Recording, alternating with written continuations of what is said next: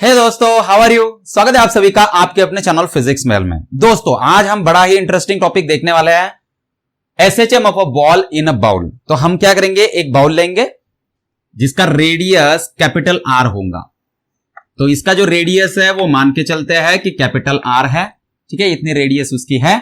और इसमें हमने एक बॉल रख दिया है, ये बॉल है जिसकी रेडियस स्मॉल आर मान के चलते हैं, ठीक है। तो ये जो बॉल है, अब जैसे ही आप इसको डिस्टर्ब करते हो, सपोज आपने इधर इसको यहां पे लेके गए आप, तो ये क्या परफॉर्म करेगा, ये एसएचएम परफॉर्म करेगा, ठीक है। इधर से यहां पे आएगा तो इस तरीके से ये एसएचएम परफॉर्म करता रहेगा।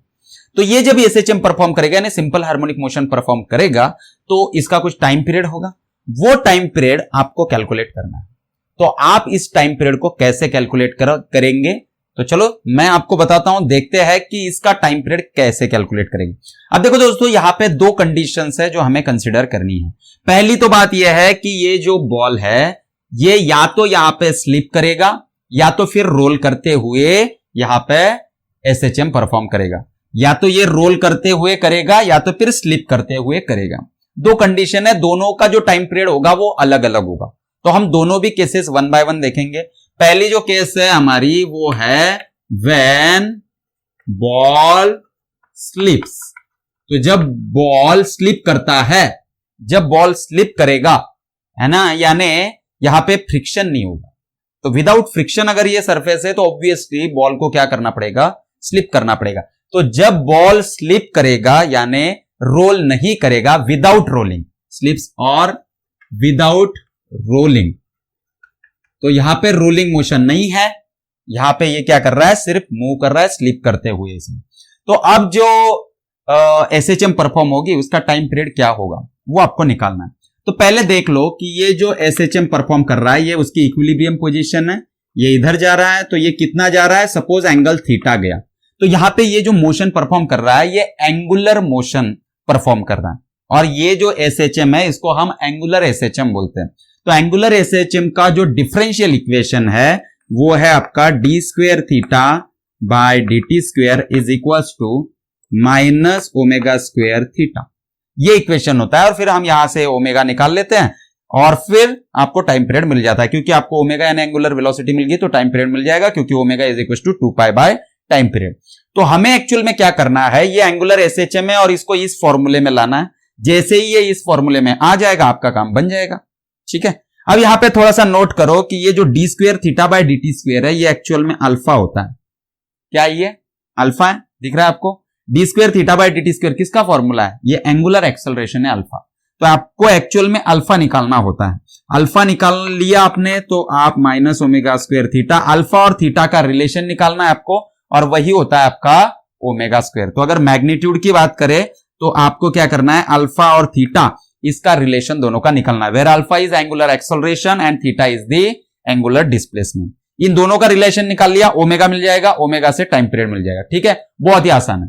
तो अब हम क्या करेंगे, यहां पे निकालेंगे अल्फा। अल्फा निकालने के लिए हमें देखना होगा कि यहां पे टॉर्क कितना एक्ट कर रहा है, क्योंकि ये टॉर्क ही है जो इसको एक्सेलरेशन देने वाला है, एंगुलर एक्सेलरेशन, ये टॉर्क ही होगा।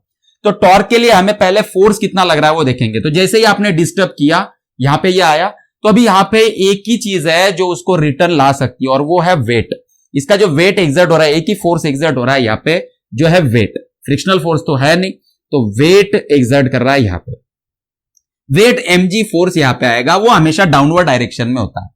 तो ये जो mg है इसके अभी दो कंपोनेंट निकलेंगे। एक कंपोनेंट होगा इसकी डायरेक्शन में, ठीक है, क्योंकि ये थीटा है तो ये कंपोनेंट होगा इसकी डायरेक्शन में और एक होगा इसको परपेंडिकुलर। तो इस mg के दो कंपोनेंट बनेंगे। ये जो कंपोनेंट है इसको बोलेंगे mg cos थीटा, ये cos कंपोनेंट होगा, क्यों, क्योंकि थीटा से लग के है ना, it is in touch of theta. Theta से टच जो आपकी लाइन है उसके अलोंग अगर आपको कंपोनेंट चाहिए तो वो cos कंपोनेंट रहेगा। और फिर ये जो अपोजिट है ये रहेगा आपका mg sin थीटा, ठीक है। तो ये फोर्स है mg sin थीटा। अब ये जो फोर्स है ये हमारे कुछ काम का नहीं है, ठीक है, क्योंकि ये तो इसको क्या कर रहा है, यहां पे बैलेंस कर रहा है, ये बैलेंस कर रहा है इसको, ठीक है।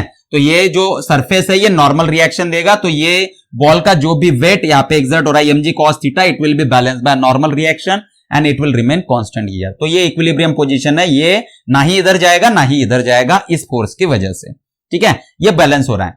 लेकिन ये जो mg sin थीटा ये इम्बैलेंस फोर्स है, ये इम्बैलेंस फोर्स है, यानी यही फोर्स है जो इसको इधर खींच रहा है, इसकी वजह से वो उसकी नॉर्मल पोजीशन पे आने की कोशिश करेगा फिर से एक बार। तो ये mg sin थीटा है, ओके। तो हमें फोर्स मिल गया ये। अब आपको टॉर्क निकालना है, टॉर्क अराउंड विच पॉइंट, तो इस पॉइंट के अराउंड आपको टॉर्क निकालना है। बहुत जरूरी है कि आप किसके अराउंड टॉर्क निकाल रहे हो, इसके अराउंड, ठीक है। तो ये इसके लिए ऐसे फोर्स हो गया, तो देखो ये फोर्स ऐसे लग रहा है और ये पॉइंट यहां पे है। तो आपको अगर टॉर्क निकालना है तो टॉर्क का फॉर्मूला क्या आएगा, तो वो आता है फोर्स इंटू परपेंडिकुलर डिस्टेंस। उस फोर्स का जो परपेंडिकुलर डिस्टेंस होगा, पॉइंट जिसके अराउंड हमें टॉर्क निकालना है, वहां से उसको आप कैलकुलेट करोगे। तो फोर्स कितना लग रहा है, तो फोर्स लग रहा है mg sin theta, mg sin theta into perpendicular distance कितना है, तो ये है। तो ये डिस्टेंस कितना होगा, देखो ये डिस्टेंस r है और इसकी रेडियस है स्मॉल r। तो आपको एक्चुअल में कहां से कहां तक डिस्टेंस लेना है, तो ये सेंटर ऑफ मास से फोर्स एक्ट होता है, इसलिए सेंटर ऑफ मास तक का ही डिस्टेंस आपको लेना है। तो यहां से बाउल तक टोटल डिस्टेंस कैपिटल आर है, लेकिन बाउल से लेके सेंटर ऑफ मास तक जो डिस्टेंस है वो उसकी रेडियस है, यानी स्मॉल आर। जिस स्मॉल आर से आपने दिखाया ना इसको, स्मॉल आर उसकी रेडियस है। तो यहां से यहां तक का डिस्टेंस स्मॉल आर है। तो आपको सिर्फ ये सेंटर ऑफ मास से यहां तक का डिस्टेंस चाहिए, तो वो r माइनस आर होगा। ये डिस्टेंस कितना है, r माइनस स्मॉल आर है। तो आप यहां पे परपेंडिकुलर डिस्टेंस लिखोगे r माइनस स्मॉल आर, ठीक है। तो ये आपको टॉर्क मिल गया। लेकिन torque tau is equal to I alpha होता है, तो यहां से आपको क्या मिल गया, देखो टॉर्क की जगह पे क्या लिखोगे आप, I alpha is equal to mg sin theta r minus R. तो अब यहां पे देखो ये जो साइन थीटा है इसको हम थोड़ा सा रिमूव कर ले, क्योंकि ये जो थीटा है हम बहुत ही स्मॉल रखेंगे। तो हम यहां पे लिख देते हैं sine theta is approximately equal to theta when theta is small, theta is small. तो भाई आपका जो थीटा है वो कैसा है, छोटा है, स्मॉल है, तो ये जो इक्वेशन है वो होल्ड करेगा। तो अब यहां पे देखो आपका आई अल्फा का फॉर्मूला आ चुका है, I alpha is equal to mg r minus R into sine theta की जगह पे आएगा थीटा। अब हम अल्फा ले लेते हैं, आई को उधर भेज देते हैं, तो mg r minus R theta by I. तो ये मिल गया आपको अल्फा का formula in terms of theta. देखो यहां पे है ना। अब यहां पे नोट करो, यहां पे हमने क्या किया है, जब टॉर्क लिया है तो ये जो टॉर्क लिया है हमने, यहां पे जो ये फोर्स है ये थीटा के अपोजिट है, ठीक है, थीटा के अपोजिट है। तो ये जो टॉर्क है ना, ये थीटा अगर इधर जाएगा तो यानी थीटा अगर बढ़ेगा तो जो टॉर्क है वो रिवर्स डायरेक्शन में बढ़ने वाला है, ठीक है, रिवर्स डायरेक्शन में। इसलिए यहां पे निगेटिव साइन हम दे सकते हैं उल्टा। देखो थीटा बढ़ेगा तो अल्फा जो है, जो टॉर्क है वो इस रिवर्स डायरेक्शन में, तो डायरेक्शन दिखाने के लिए हम माइनस साइन यूज करते हैं। तो ये माइनस साइन भी आ गया यहां पे देखो, है ना, क्योंकि ये रिस्टोरिंग टॉर्क है। टॉर्क कैसा है, रिस्टोरिंग टॉर्क है, इसलिए हमने निगेटिव साइन दे दिया। तो ये रिस्टोरिंग टॉर्क है।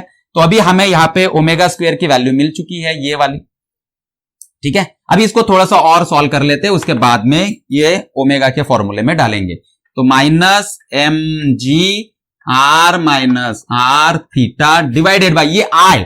तो मोमेंट ऑफ इनर्शिया कितना होगा, तो ये देखो ये मास है जिसका मास m है, ये बॉल है जिसका मास m है। तो इसका moment of inertia about this point, इस पॉइंट से इसका डिस्टेंस जो है हमें पता है कि ये क्या होगा, इसके लिए रेडियस ऑफ जायरेशन होगा यानी k।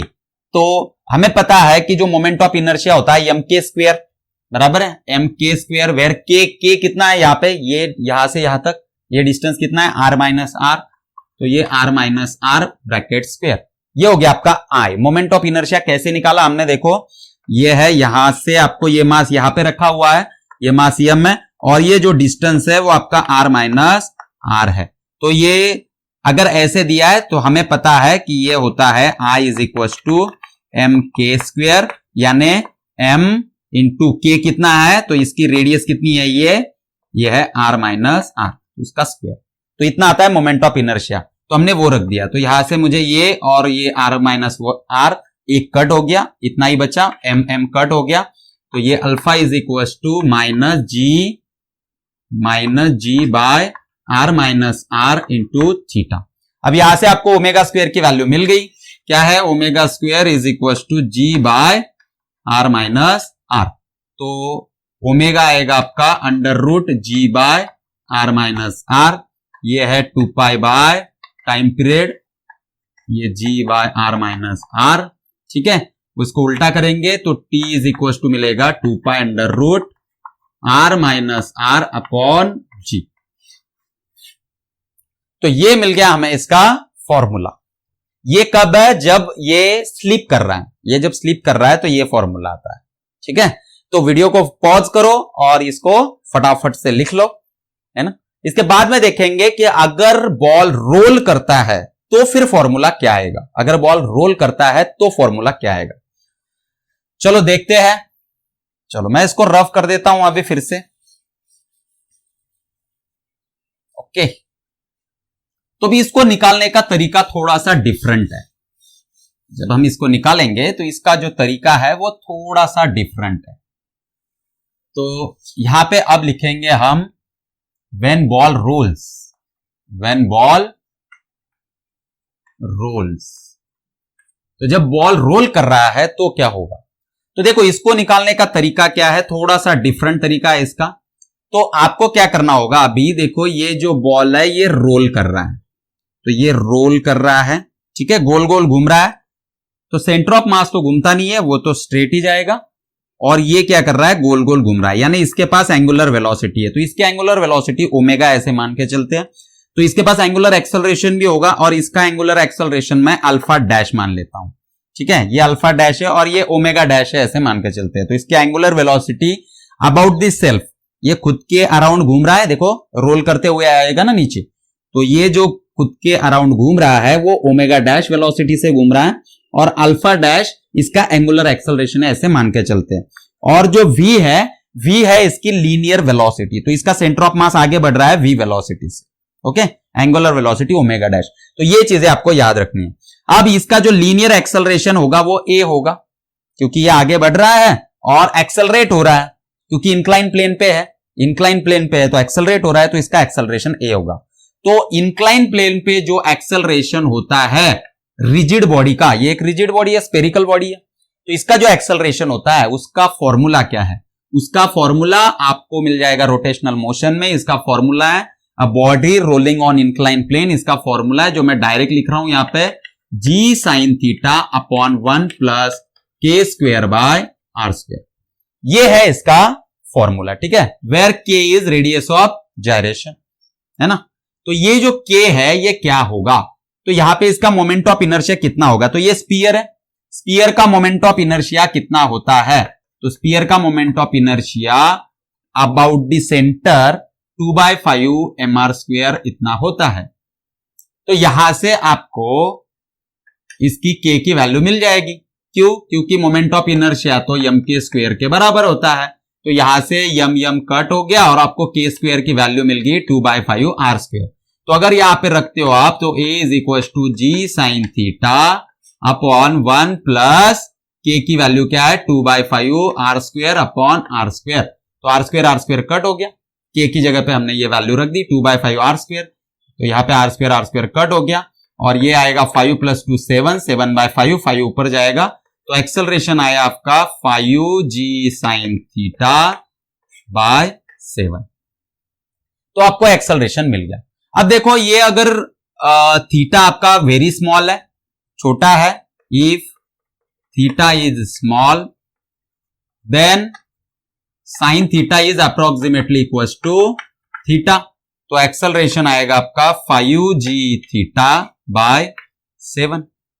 अब मुझे निकालना है इसका एंगुलर एक्सेलरेशन। तो मुझे पता है, देखो a is equal to R alpha होता है, तो यहां से मुझे पता है अल्फा डैश क्या होगा, a/r होगा। इसका अल्फा डैश निकालना है और इसकी रेडियस ही लेनी पड़ेगी हमें। तो a/r is equal to a तो है आपका 5g थीटा बाय r कितना है, सॉरी ये 7 है और इंटू r। तो ये अल्फा डैश हो गया, a/r लिख दिया हमने, तो ये 5g थीटा बाय 7r। तो अभी आपके पास अल्फा डैश आ चुका है। क्या आ चुका है, अल्फा डैश आ चुका है। लेकिन ये जो अल्फा डैश है ये आपका यहां पे काम का नहीं है। क्यों? क्योंकि ये रोलिंग का अल्फा है, ये रोलिंग का अल्फा है, जबकि आपको चाहिए ये इसके अराउंड घूम रहा है ना, तो यहां का आपको अल्फा चाहिए। तो मान के चलते हैं कि इसका angular acceleration with respect to this point, इस पॉइंट के अराउंड इसका एंगुलर एक्सेलरेशन अल्फा है, ऐसे मान के चलते हैं, ठीक है। तो ये अल्फा आपको चाहिए, जबकि यहां आपका जो इसका ये जो गोल गोल घूम रहा है ना, ये जो रोल करते हुए आ रहा है, ये जो गोल घूम रहा है, उसका आपके पास है ये एंगुलर एक्सेलरेशन जो आप यहां पे लिखा हुआ है। आपको ये वाला चाहिए, क्योंकि ये तो गोल गोल घूमते हुए नीचे जब आ रहा है तो ये ऐसे भी तो घूम रहा है, तो ये वाला अल्फा आपको चाहिए। ये अल्फा आपके कुछ भी काम का नहीं है, ये अल्फा आपको चाहिए। तो इस अल्फा को आप किस तरीके से अभी कैलकुलेट करोगे? तो इसके लिए हम लेंगे सहारा v का। तो हमें पता है लीनियर वेलोसिटी v क्या होती है, तो v होती है r ओमेगा डैश। देखो यहां पे r इसकी रेडियस है और ओमेगा डैश इसकी एंगुलर वेलोसिटी है, इज इक्वल टू, अब ये इसकी लीनियर वेलोसिटी है, किसकी, सेंटर ऑफ मास की लीनियर वेलोसिटी, इस बॉल के सेंटर ऑफ मास की लीनियर वेलोसिटी है। तो अगर आप इसको देखो या तो फिर इस पॉइंट के अराउंड देखो, इसकी लीनियर वेलोसिटी तो चेंज नहीं होने वाली, बराबर है। तो लीनियर वेलोसिटी का इस्तेमाल करें, तो मान के चलते हैं कि यहां पे जो एंगुलर वेलोसिटी है इस पॉइंट के अराउंड वो अल्फा है, तो इस पॉइंट के अराउंड जो इसकी एंगुलर वेलोसिटी है वो ओमेगा है, इसका एंगुलर एक्सेलरेशन अल्फा है, एंगुलर वेलोसिटी अल्फा है इस पॉइंट के अराउंड, ठीक है, ऐसा मान के चलते हैं। तो ये फॉर्मूला हमें पता है, v is equal to R omega dash, यहां पे इज इक्वल टू, अब यही लीनियर वेलोसिटी तो इसके लिए भी है, इस पॉइंट के अराउंड भी, क्योंकि ये तो लीनियर वेलोसिटी तो चेंज नहीं होगी ना, आप यहां से भी देखोगे तो लीनियर वेलोसिटी थोड़ी इसकी चेंज हो जाएगी, इसकी तो जितनी है उतनी ही रहेगी, ठीक है। तो इसके हिसाब से अगर इसकी लीनियर वेलोसिटी का फॉर्मूला हम निकालेंगे तो वो आएगा, इसकी रेडियस कितनी आएगी, देखो यहां से यहां पे डिस्टेंस, देखो ये भी एक बड़ा सर्कल बन रहा है ना, देखो आपको समझ में आ रहा है। फिर से एक बार बताता हूं, अभी ये पॉइंट को हम यहां पे कंसीडर करते हैं, ये पॉइंट, और ये जो बॉल है ये ऐसे घूम रहा है, तो इसको एक पॉइंट की तरह एज्यूम करो, और ये क्या है, ये एक मास की तरह एज्यूम करो, तो ये ऐसे सर्कल में घूम रहा है, ठीक है, बड़े सर्कल में घूम रहा है, ऐसे मान के चलते हैं। तो ये इसकी जो वेलोसिटी है ये रहेगी इसकी रेडियस जो कि r माइनस आर है, और ये इसकी एंगुलर वेलोसिटी है, तो ये क्या रहेगी, इसकी वेलोसिटी अगर v है तो हम ऐसा लिख सकते हैं v is equal to r minus R into omega, क्योंकि इसकी एंगुलर वेलोसिटी ओमेगा और रेडियस r माइनस आर। तो जैसे ये था छोटा सर्कल वैसे ही ये बड़ा सर्कल बनेगा ना, तो भले ही ये यहां तक ही जा रहा है बट ये मोशन कौन सी परफॉर्म कर रहा है, सर्कुलर मोशन परफॉर्म कर रहा है, एंगुलर मोशन परफॉर्म कर रहा है, तो हम ये फॉर्मूला यहां पे लगा सकते हैं। तो इसकी लीनियर वेलोसिटी तो चेंज नहीं होगी, भले ये यहां से यहां तक जाए, हमें थोड़ी पूरा लेना है, हमें तो हम एक पॉइंट को एज्यूम कर रहे हैं। तो इसको हम इसका इक्विवेलेंट हम ऐसे भी लिख सकते हैं r minus R into omega, ठीक है, ये वाला हम यहां पे लिख सकते हैं। आगे आपको समझ में? ओके, तो ये इक्वेशन सबसे इंपॉर्टेंट इक्वेशन है, क्योंकि इससे हमारा आधे से ज्यादा काम हो जाएगा। अब देखो मुझे क्या चाहिए है, तो मुझे यहां पे अल्फा चाहिए, अल्फा यानी ओमेगा चाहिए, तो मैं ओमेगा के फॉर्म में इसको लिख देता हूं, ये आर माइनस आर इधर आएगा, तो ये हो गया R omega dash by R minus R. तो आपको ओमेगा का फॉर्मूला मिल चुका है। अभी आप क्या करोगे, आपको अल्फा चाहिए, तो एंगुलर वेलोसिटी आपको मिला है, तो उससे आप एंगुलर एक्सेलरेशन कैसे निकालोगे, तो सिंपली इसको डिफरेंशिएट करोगे। तो मैं यहां पे कर देता हूं differentiate above equation by time. तो हमें क्या मिलेगा, d omega by D t is equal to यहां पे R upon R minus R. ये देखो ये आर भी कांस्टेंट है, आर माइनस आर भी कांस्टेंट है, ये दोनों वैल्यू वेरिएबल नहीं है, क्योंकि देखो ये जो आर है इसका तो चेंज नहीं होगा जब ये मोशन कर रहा है, तो ना ही ये आर माइनस आर चेंज होगा, तो दोनों भी कांस्टेंट है। तो यहां पे जो डिफरेंशिएशन लगेगा वो सिर्फ ओमेगा डैश को लगेगा, तो ये हो गया d omega dash by D t. तो यहां पे देखो d omega by D t किसकी वैल्यू है, ये है अल्फा की value, rate of change of angular velocity with respect to time, यानी इसका angular acceleration alpha is equal to R upon R minus R. ये क्या है, ये भी अल्फा है, लेकिन अल्फा कौन सा, अल्फा डैश है, ये कौन सा है, अल्फा डैश। अब बस आपको क्या करना है, अल्फा का फॉर्मूला मिल चुका है, R upon R minus R. तो आपको अल्फा डैश का फॉर्मूला डालना है, क्या है वो, 5g थीटा बाय 7r। बस आर आर कट हो चुका है, alpha is equal to 5g by 7r minus r into theta. ये मिल चुका है आपको अभी alpha in terms of theta, यानी ये क्या है, ये एक्चुअल में है आपका d square theta by D t square equal to omega square theta. यहां पे हमने माइनस साइन फिर से एक बार मिस किया हुआ है, ये थीटा बढ़ रहा है तो ये रिस्टोरिंग टॉर्क है, यानी एक्सेलरेशन किधर है हमारा, इस डायरेक्शन में, और ये थीटा इधर बढ़ रहा है, इसलिए ये माइनस साइन होता है। तो इसको अगर आप आपके एंगुलर एसएचएम के डिफरेंशियल इक्वेशन से कंपेयर करोगे तो आपको ओमेगा स्क्वायर मिलेगा कितना, देखो इससे अगर इसको कंपेयर करोगे, क्योंकि अल्फा तो यही है, तो इसको कंपेयर करोगे तो आपको ओमेगा स्क्वायर की वैल्यू मिलेगी कितनी, ओमेगा स्क्वायर की 5g by 7r minus r, ये वैल्यू आपको मिलेगी। तो यहां से ओमेगा मिल जाएगा आपको under root 5g by 7r minus r। तो मैं अभी यहां पे लिख देता हूं इसकी वैल्यू, तो जो टाइम पीरियड होगा इसकी वैल्यू आएगी 2 pi under root 7r minus r upon 5g, ये आ जाएगा आपका टाइम पीरियड। तो इस तरीके से हमने सॉल्व कर लिया है दोस्तों, t is equal to 2 pi under root 7 under root r minus r upon 5g। अब लेते हैं इस पे न्यूमेरिकल, तो आप इसको लिख लो, उसके बाद में हम लेंगे इसका न्यूमेरिकल, ठीक है।